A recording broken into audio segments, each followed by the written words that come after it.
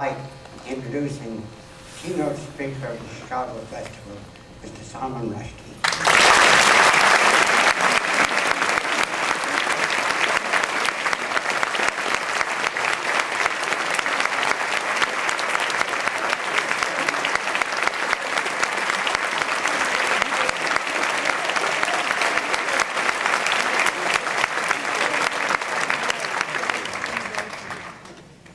Just stay and listen to him. I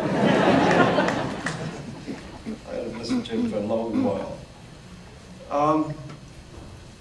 Gosh, follow that, huh? Well, thank you all for coming.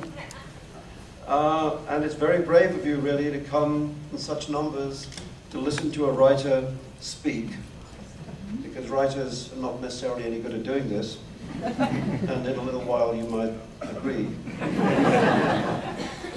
Actually, it just occurs to me that this has been the age in which human beings have ended up, more than ever before, have ended up in places which were not the places in which they started out.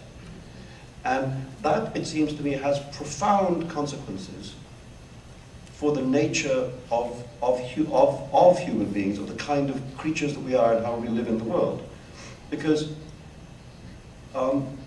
what you could call the roots of the soul have a lot to do with staying in one place. You know, that our sense of ourselves comes out of the place we live in, the language we speak, the social conventions and customs with which we are familiar, and the ideological or religious system of ideas inside which we live.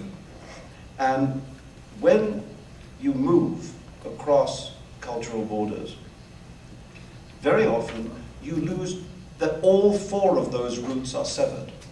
You find yourself in a place you don't understand, surrounded by a language which you may not speak very well, watching the people, you know, living their lives according to a sense of customs which may be very alien from your own, and living inside a belief system or an ideological or intellectual system which may be very deeply contradictory to the one that you have been familiar with. So all the roots of the soul are cut and are called radically into question.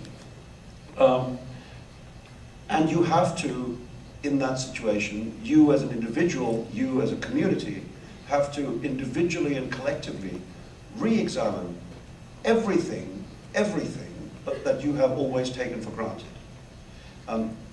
and see where that re-examination leaves you. What do you preserve? What do you throw away? What of your new world do you absorb? What do you decide you want to keep at a distance? How do you live in the new place? How do you deal with the fact that your children grow up thinking differently than you? How do you deal with that internal tension inside your family, inside your community? These are the endless questions that arise when you perform the act of migration.